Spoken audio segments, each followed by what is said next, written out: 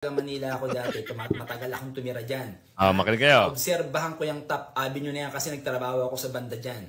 At kahit sinong tanongin mo taga Manila, noon pa yan, dekada ng binaba, yan, mayor pa lang ng Davao si Digong, hindi pa naging presidente. Puta, matagal nang binaba yung Top Avenue, gunggong, ina kayo. Lahat na lang ng ginawang mabuti nung matanda na pinatapon nyo sa dahig. Putang na ginagawa nyo ng kasiraan. Kung na naman ang bagsak ng sisi nito kagaya ng sa mga nawawalang sabungero. Pilit nilang ikinokonek sa war on DRUGs ni former PRRD. Mishit na admin na to. Wala ka nang maalala sa kanilang pamumuno kundi ang atupagin at sirain lang ang mga Duterte. Ay talagang legitimate. Yun ulitin ko yung tanim document kasi na sinasabi ng Malacanang, ng mga bangag at ng kanilang attack dog na si Clarissa Castro, Clarissa Taratara. Akala ko nag-ano na ba yan? Nag-ano na ba siya? What do you call it? Nag-resign na ba ang Gaga? Yes. Magandang hapon muli sa ating mga kasama. Nandito na naman si Kuya Gus nagbabalik. At syempre, kung di ka pa nakasubscribe sa ating channel, pa-subscribe na lang po at hit mo na rin yung bell para lagi kang updated sa ating mga video. May himala! Bakit bumabait? Nako, ano ba ito mga balitang ito, ha? At gusto makipagkasundo kay BP Sara, Atty. Guanzon ano to? Ang title nito? Atty. Guanzon nagprotesta sa PCO. Ayun. Oo nga naman, parang gusto makipagkasundo. Bakit kaya? Meron kayang nabalitaan at siguro baka nakakatunog na pagsasabihan doon sa state. Di ba kasi makikipagkita kay President Trump? Baka siguro nakakabalita na. Kaya siguro sinabihan, "Hoy, ayusin mo ang problema mo. Makipagkasundo ka na." At ito naku po, ano ba ito? Sobrang katakawan sa posisyon. Anak ng tipaklong, pinapo ang reyna. Ay, abangan natin yan At pagbaha sa Maynila, talagang ginigiit nila na sa Duterte raw o sa Dolomite daw. Anak ng tipaklong naman, nung hindi pa nakaupo si Tatay Digong, ano tingin nyo doon sa Manila Bay? Tapunan ng basura, nagmistulan tambakan. Nang dumating si Tatay Digong, inayos, gumanda. Ngayon, paimbestigahan nyo, bakit na naman daw? Ang sisihin nyo, yung mga taong nagtatapon ng basura. At yung gate, ano ba tawag doon? Flood control gate. Tama ba? Flood gate, flood gate. Buksan nyo lagi. Huwag nyo isisi sa Duterte. At tatanungin nyo yung DPWH. Hindi si Duterte. Wow! Naggagaling-galingan kasi kayo. Puro kayo pambibintang. Puro kayo, lahat na lang. Sinisi nyo sa Duterte. Kahit maganda ang nagawa ng mga Duterte, sinisi nyo pa rin. Ay, nako, talaga naman. Eto, tuloy na natin to. Baha sa Maynila.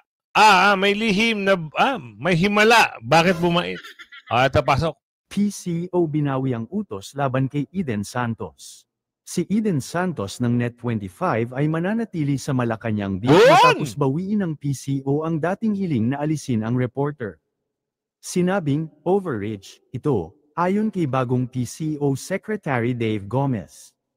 Ayon kay Gomez, kinikilala nilang ito'y naging isang overreach o lampas sa dapat saklaw ng kanilang kapangyarihan. Tama!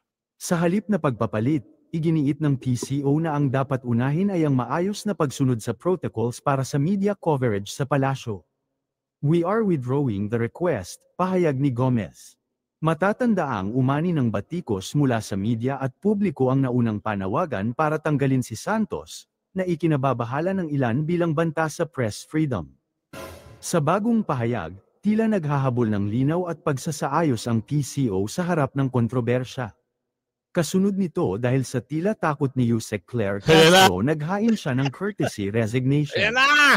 Nagbitiw na sa pwesto si Palace Press Officer Undersecretary Attorney Claire Castro sa Bakit pamamagitan ng isang courtesy resignation na isinumite ngayong Miyerkules. Kumpirmado ito mismo ni Castro sa GMA News Online sa pamamagitan ng text, "Mayroon na po. Nag-file na ako." Ang kanyang pagbibitiw ay kasunod ng kautusan ni Presidential Communications Office Acting Secretary Dave Gomez na humihiling sa lahat ng appointees na magsumite ng courtesy resignation matapos siyang italagang pinuno ng ahensya. Ang tanong, eto na naman tayo sa courtesy resignation na yan eh. Oo, aprobahan kaya yan nung nakaupo? Ganyan din yung ginawa eh. Lahat ng mga secretaries. O sige, para hindi lang masabihan na mag-resign kayo lahat. Sino-sino lang na-aprobahan. Para hindi matumbok, pati si Arnel Ignacio. Kita nyo, tanggal. Yung mga kalaban nila, yun ang natanggal. Pero yung mga kaalyado nila, ayun, nananatili. Sabi ni Aling Ledesma. Eto pa, maniniwala pa ba kayo? Tignan na lang natin sa susunod na araw. Kung totoo kaya na talagang tatanggapin ng nakaupo na ito ay mag-resign, bakit ganun? At ito ang tanong. Pagbalik ni Ate Eden at ito pang nakaupo, yari ka na naman. Maghanda-handa ka na ng mga sagot dahil hindi mapipigilan si Ate Eden ng magtanong. Oo, at halungkatin ang katotohanan. Di ba? Sigurado mapapaisip na naman ito. Ano kaya mangyayari sa akin pag si Eden ang magtanong sa... Mapapanganga na naman. Mamaya na lang. May deadline ang lahat ng appointees hanggang Biyernes 18 ng Hulyo upang magsumite ng kanilang resignation. Tapos na ho. Sabado na. Kahapon yun yung deadline. Kailan kaya maaprubahan? Malalaman kaya namin kung maaprubahan agad o to be continued pa? Kayo, sa mga palagay nyo, ano palagay nyo mga kasama? Ano sa tingin nyo? Comment lang kayo. Aprubahan kaya yung pagre-resign ni Ma'am Amo Boss Manager? Kung alam nyo, sagot dyan. Andyan ang comment section. Si Claire Castro pa rin ngayon ang patuloy na humaharap sa media para sa mga press conference. Gayunpaman, nanawagan si dating COA, COMELEC Commissioner Rowena Guanzon sa PCO na huwag tanggalin si Claire Castro sa kabila ng kanyang pagsusumite ng courtesy resignation kasunod ng pagbabago sa liderato ng PCO. Ayon kay Guanzon, bukod sa pagiging masipag at dedikado, nagbibigay aliw si Castro sa araw-araw na trabaho bilang tagapagsalita ng administrasyon. Dear PCO, huwag niyo po aalisin si Yusek Claire as spokesperson ng administrasyong ito. Siya po ay very dedicated sa trabaho at nagdadala ng entertainment sa araw-araw, dyan lang siya till 2028, aniya ni Rowena Guanzon. Sa kasalukuyan, wala pang opisyal na pahayag ang Malacanang kung tatanggapin ba ang pagbibitiw ni Castro. Dahil mission failed si Claire Castro na pagpapaalis kay Eden Santos sa Malacanang Press Corps, mukhang mission failed na rin ito sa pagpapabagsak kay VP Sara Duterte dahil lalong tumataas ang trust rating nito. Ay, malamang. Malamang, mission failed na naman.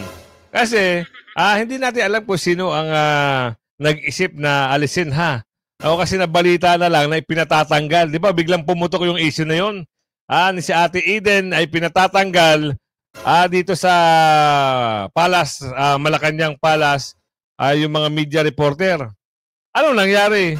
Bakit may nababalita na wag daw tanggalin, it hurts. Kung hindi talagang tanggapin, kung halimbawa maibalik si Ate Eden, sampal ito doon sa taong gustong patanggal si Ate Eden sa Malacanang. Malacanang media. Diba? Ang sakit, paano yan? Nakakahiya, nakakalorkay. Kung ako niyan talaga magre-resign na ako. Bakit?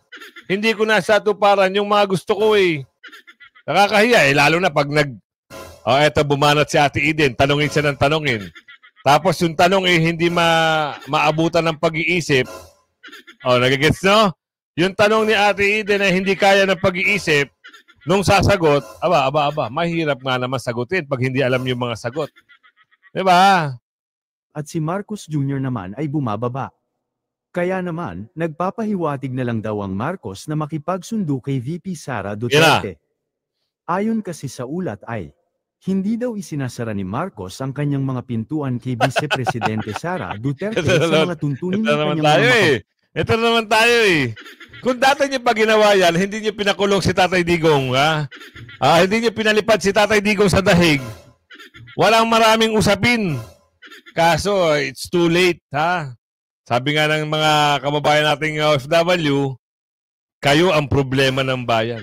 Kita nyo, alam nila. Sabi ni Aling Ledesma. Anong problema? Kita mo, mantakin nyo yung pera ng taong bayan na inipon sa bangko. Pinakilaman pa. Meron daw paliwanag sila. Hindi naman daw apektado yung bagong papasok na savings. I mean, yung dati pala na inipon mo, hindi raw apektado. Since starting July 1, yun daw yung makakaltasan ng hindi naman daw yung buong savings mo ang kakaltasin. Natural. Alam nga namang pera namin, pera nyo. Anak ng bugi naman, no? Ang paliwanag nila ganito. Yung tubo raw, yung kinita raw ng pera mo, yun daw ang kakaltasan ng 20% sa buong taon. Wow. Sarap. No? Nakaupo ka lang dyan. Tapos kukuha na nyo ng pera. Ito pa masakit. Walang proyekto, sang katutak na pondo ang gusto nyo. Saan nyo dadali ng pera? Galing ng utak ng nagpanukala, ano? Tumataba ang utak, parang may lumalaki ang ulo.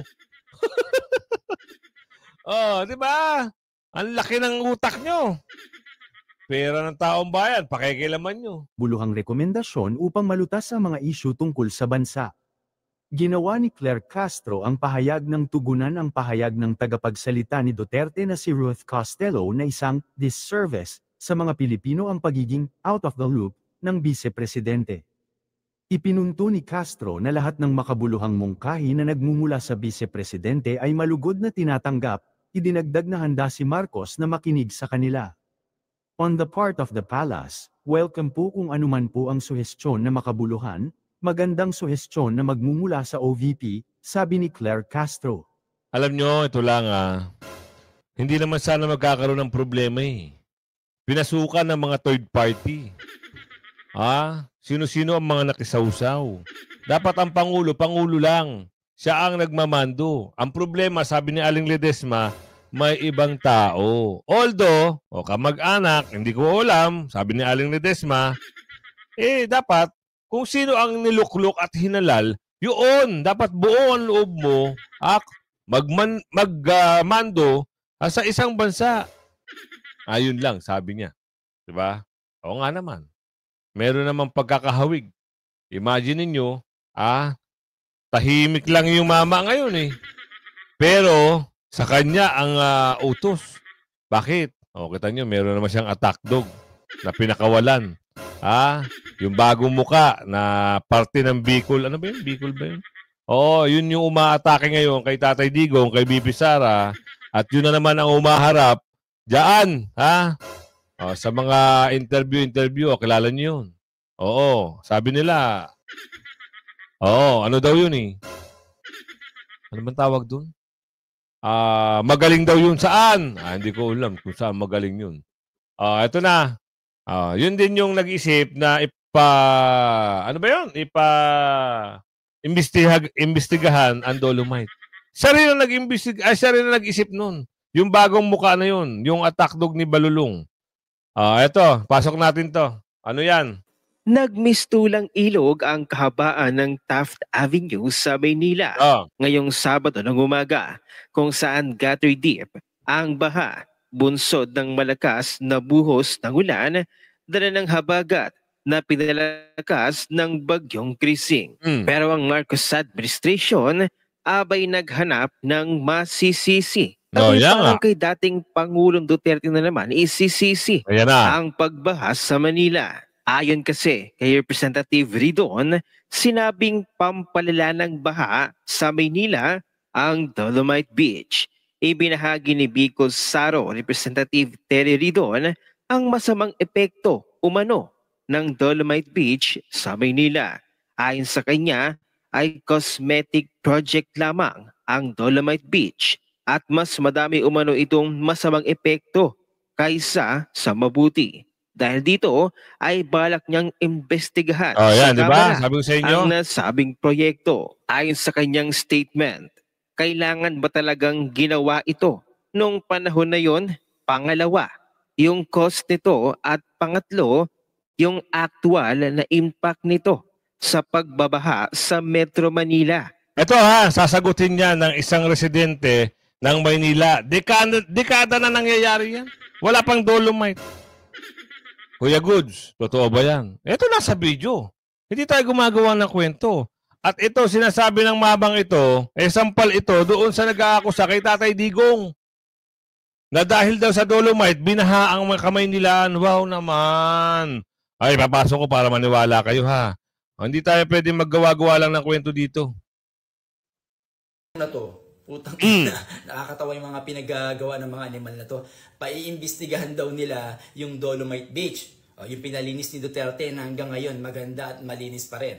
Ha? Kasi daw, yan daw ang sanay kung bakit nagbabaha sa Top Avenue, Manila. Kung di ba naman talaga mga unghang to mga animal na to. Ako taga Manila ako dati, matagal akong tumira dyan. Makinig kayo. Obserbahan ko yung Top Avenue na yan kasi nagtrabaho ako sa banda dyan.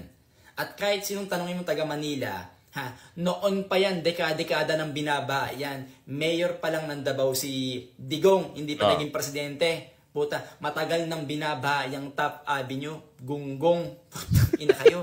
Lahat na lang ang ginawang mabuti nung matanda na pinatapon nyo sa The Hague. Putang ina ginagawa nyo ng kasiraan. Tama. Yan ang tinatawag na demolition job. Talagang sinisira nila yung mga Duterte. Kasi nga, for the love of money. Ito, buwa ka ng inan to. Ito mga matatakaw sa ayuda na to. Gigil mo ako. Ayun na. Sinasabi ko sa inyo, di ba? Ano yung sinasabi nila? Ano yung sinasabi mo, kuya, na dahil sa Manila Bay, dahil dyan sa Dolomite Beach, bumaha ang Maynila? Ayun, umamin si kuya. Dekada pa nangyari yan. Mayor pa lang si Tatay Digong. Meron ng baha. At saka ito bibigyan kita ng example. Pumunta ka ng Espanya, kada ulan dyan baha. Pumunta ka ng Araneta, kada ulan dyan baha. Ang layo ng Dolomite sa Araneta at Espanya. Diyos mo yun naman, Marimar. Kayo naman kasi masyado kayo nagpapahalata eh. Wag ganun, wag basta bira ng bira, wag biglaan. Nagulat nga kami, bigla kang humataw kagad eh. Binanatan mo kagad si Tatay Digong eh, yung Dolomite. At hindi lang si Tatay Digong ang binira mo, bumira ka rin kay BP Sara. Ang atake nyo, yung trial. Wow, sabaw. Atray. Sabi nyo, coastal flooding pipigilan. Bakit naging sanhi bigla ng flooding itong proyektong ito? The Dolomite Project was never in the NEDA master plan. It does not contribute to bettering the water quality in Manila. Basically, it was a cosmetic intervention, nothing else. Pero ayon naman sa mga netizens na nagpapatunay, wala pang Dolomite Beach sa Maynila, talagang binabaha na ang Maynila noon pa man. Ayon pa kay Dalia Daramayo, paano naman naging cause ng baha sa Manila itong Dolomite Beach? Dati na namang bahain talaga ang Manila. Wala pang Dolomite. Hay nako, mukhang kay Tatay Digong na naman ang bagsak ng sisi nito kagaya ng sa mga nawawalang sabungero. Pilit nilang ikinokonek sa war on DRUGs ni former PRRD. Mishit na admin na to. Wala ka nang maalala sa kanilang pamumuno kundi ang atupagin at sirain lang ang mga Duterte. Baka pati itong 20% tax sa bangko isisi din nila. Nakakainis na talaga sila. Ito na lang magtatanong tayo sa ating kababayan, especially dyan sa Taft Avenue. Kayo ho ba na nakatira dyan? Pwede ba pakikomento naman dito yung mga taga Maynila na nakakalam ng istorya ng pagbaha? Ito, meron lang akong ibibigay sa inyo. Kung inaayos nyo yung mga drainage system ng mga kada lungsod, hindi magkakaganyan. Bibigyan ko example. Tumingin kayo sa Hong Kong. Meron pang mga subway, meron pang mga underground. Binabaha ba? Meron bang kwentong ganon? Ang lalalim ng MTR doon pag nagdaan ka. Ilalim ng lupa. Meron bang baha? Oo, yung MTR dumadaan sa dagat. Pinapasok pa ng tubig. Isip-isip na lang. Ang problema kasi, hindi sa, ang problema ay sa tao. Diba? May pondo ang gobyerno, hindi ginamit ng tama. May pondo ang gobyerno, kinurakot ng tama. May pondo ang gobyerno, dinorobo ng kung iilan-ilan lang. Nanguntrat, meron ng meron ng agency para sa pagsasaayos ng mga lungsod, ipapakontrata nyo pa. Hindi na lang kayo mag-hire ng mga Pilipino, mga lokal, at yung mga mamamayan natin, kayo ang magpatrabaho. Huwag nyo na ipasabkon dahil dyan nagsisimula ang pangungurakot, sabi ni Aling Marie. Kawawa ang Pilipinas. Late na tayo ng 30 years. Kahit saan ka magtanong. Bukod tangi lang naman. Yung ibang nag-abroad, tignan nyo. Magpunta sila sa airport ng Hong Kong, lumapag sila sa airport ng Singapore, pumunta sila sa airport ng Malaysia. Napakaganda. Pumunta ka dito sa atin. Ang daming problema. Mayroon tanim bala, may tanim dagat, maraming tanim-tanim. Pati kakatanim lang, anihin mo na. Yung dip-dip-dip mo, Ito na, yung dip-dip. Mag-ipon kayo ng tubig, para magamit nyo, sino nakakalam ng dip-dip? Ipunin nyo yung tubig ulan para magamit nyo. Hindi ko alam kung saan ilalagay yan, tubig. Dismiyo marimar. Grabe ka mag-isip. Ang utak mo, walang kasing kahalintulad. Hindi natin alam kung saan nila kinukuha yung pag-iisip na ganyan. Eto, di pa tapos si George Garcia, sabi rito sa video na ito. Ano kaya ang problema dito ka, George? Ano naman ang mai-issue sa'yo? Ito ay balita ni Showbiz, Chikadoro. Ano ang usapin dito? Naku, 3? Kasama anak, kasama asawa, nakaupo. Aba, ibang usapan na to mga kasama Pasok! Lutang na lutang ang katakawan sa posisyon ng Marcos Romualdez. Grabe. Si Martin Romualdez ay nanalo sa kanyang distrito ng walang kalaban. Ina-disqualified niya sa COMELEC. Siya rin ang caretaker sa Batangas ang iniwang distrito ni Ralph Recto at sa Dasmariñas, Cavite ang iniwang distrito ni Barzaga. Grabe, no? 3 na sila ngayon sa House of Representatives mula sa ama, anak at ina. Dahil si Yeda Romualdez ay nakatakdang makasama ang kanyang asawa at anak sa 20th Congress sa pamamagitan ng automatikong party list succession matapos ang serye ng mga pagbibitiw sa kanyang landas na maging... Kita nyo, automatic yung mga kasama nagbitiw. Bakit magbibitiw? Saklap, di ba? Ginamit nila para sa kanila pag halimbawa merong silang materialist. Kasi tatakbo sila, kailangan medyo marami sila sa party list nagbitiw. Bakit nagbitiw? Ano problema? 3 nominado ng Tingog. Ang COMELEC ay nag-certify sa kanyang succession noong 16 ng Hulyo na lumikha ng isang Romualdez family trio sa House of Representatives. Si Martin Romualdez, ang ipinapalagay na susunod na House Speaker, ay kumakatawan sa unang distrito ng Leyte, habang ang kanilang 24 anyos na anak na si Andrew Julian, ang unang nominado ng Tingog. Nanalo ang Tingog ng 3 pwesto sa mga halalan sa Mayo, na nagtapos sa pangatlo sa party list race. Ipinaalam ni COMELEC Chairperson George Garcia kay House Secretary General Reginald Velasco sa isang liham noong 16 ng Hulyo na ang poll body ay nag-greenlight sa proklamasyon kay Yeda bilang ikatlong kinatawan ng Tingog sa Kamara. Dahil ang Certificate of Proclamation ay naibigay na sa Tingog Party List noong 19 ng Mayo taong 2025, Ang bilis! mangyaring isaalang-alang ang liham na ito bilang katumbas na sertipikasyon na maaaring magamit upang maipatupad ang mga kinakailangang hakbang kaugnay ng nararapat na representasyon ng nasabing party list sa kapulungan ng mga kinatawan, sabi ni Garcia sa Ito lang pag partido nila at gusto nilang paupuin, kahit mahirap, nagagawa ng paraan, sabi ni Aling Lorin. Totoo naman. Pero pag ayaw nila, kahit talo na, mananalo pa rin. Sa pamamagitan ng mga kanilang makinarya, sabi ni Aling Ledesma. Sakla, Pilipinas! Bangon! Pero pag ganito namumuno at ganito ang ganyan ang mga makikita mo sa milik-milik, wala. Lugmok at lulugmok. Wala nang pagbangon. Ano usapin ngayon dito? Meron hong balita. Si Miss Maharlika. Ngayon ko lang ibibigyan ng slide to Kasi ito palang sabi rito, tanim dokumento. Ano kaya yung tanim dokumento na pag-uusap na ito? Gusto nating malaman ito Kapapasok ko lang nito 3 hours ago. 3 hours ago Meron siyang expose dito. Baka nga fake news yung mga dokumento. Ang alin? Para saan yan, Kuya Goods? Alamin natin dito, mga kasama. Yung 20-minute vlog natin ay confuse kayong lahat na hindi kasali si Liz Satanas sa mga parties or hindi kasama si Liz Satanas nung gabi ng si Tantoco, si Paulo o si Pawi, kilala siya, yun ang kanyang pet name sa kanyang pamilya, na walang kinalaman si Liz Satanas. Alright?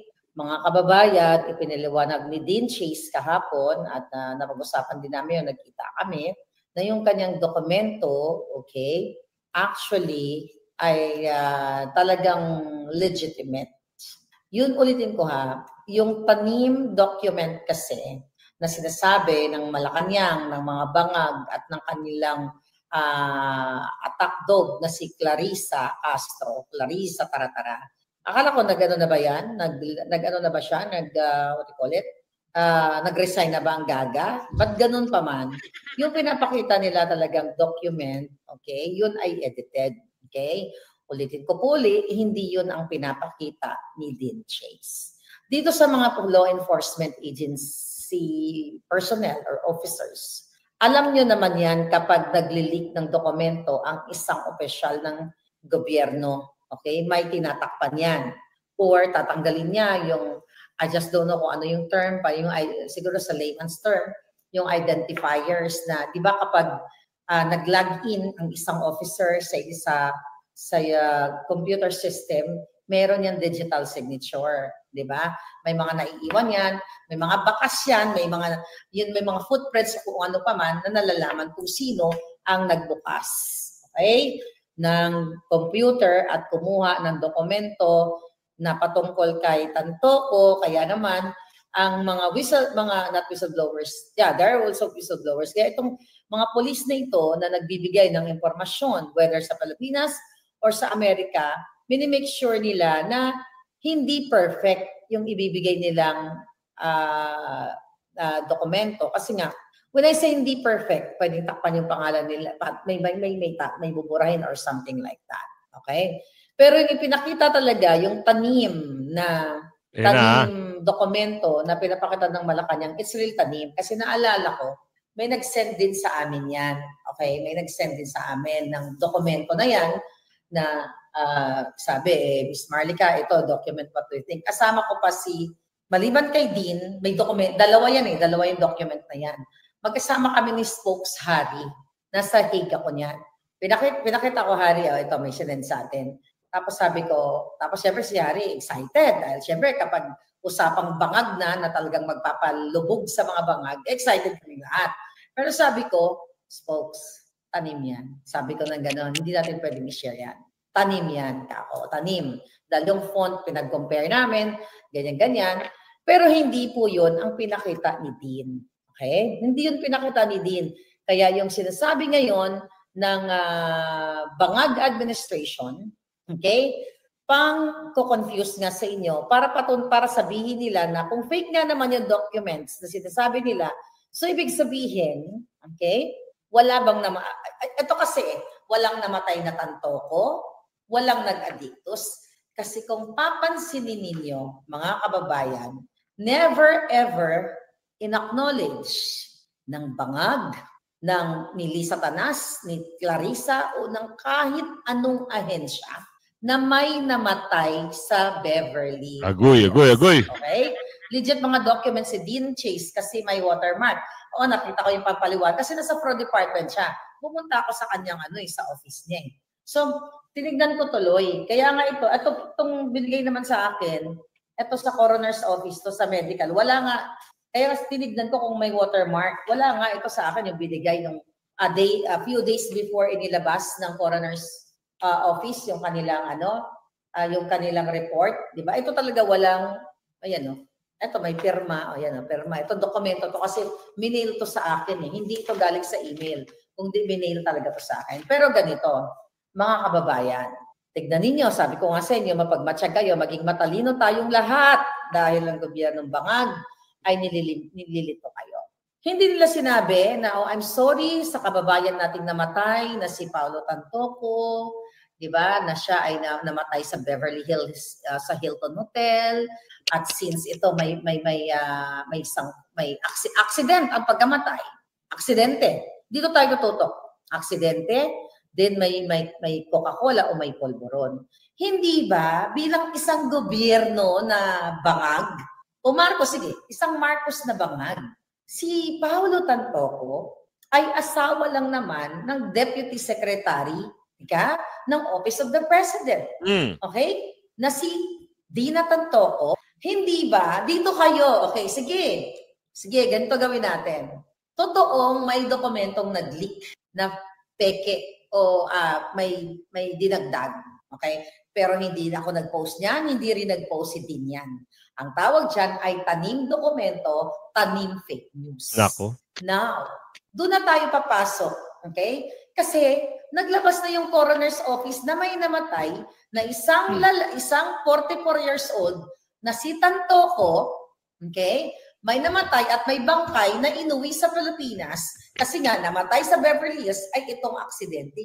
Hindi ba dapat kapag gobyerno ka, kung ang mga OFW, di ba, kapag namamatay, tinututukan dapat ng gobyerno at nagbibigay dapat ng statement, itong ang gobyerno. Pero bakit only for this Tantoco's death? Bakit ayaw pag-usapan, okay, ng gobyerno ni Marcos? Yun! Yan ang sinasabi natin, mga kasama. Bakit nga naman? Anong reason, anong dahilan, bakit tinatago? Oo, lumabas itong usapin na may tanim. Tanim fake news, tanim dokumento, nag-trending ho yan. Yun inamin, pero hindi daw sila ang nag-post. Sino ang gumawa niyan? Mapapaisip na lang tayo, mga kasama, kung sino yung mga gumawa nito. Pero kung umabot ka sa video ng ito, abang-abang lang kayo sa ating mga nilalabas na mga reaction video. Hanggang sa muli, paki-like and share. Bye-bye!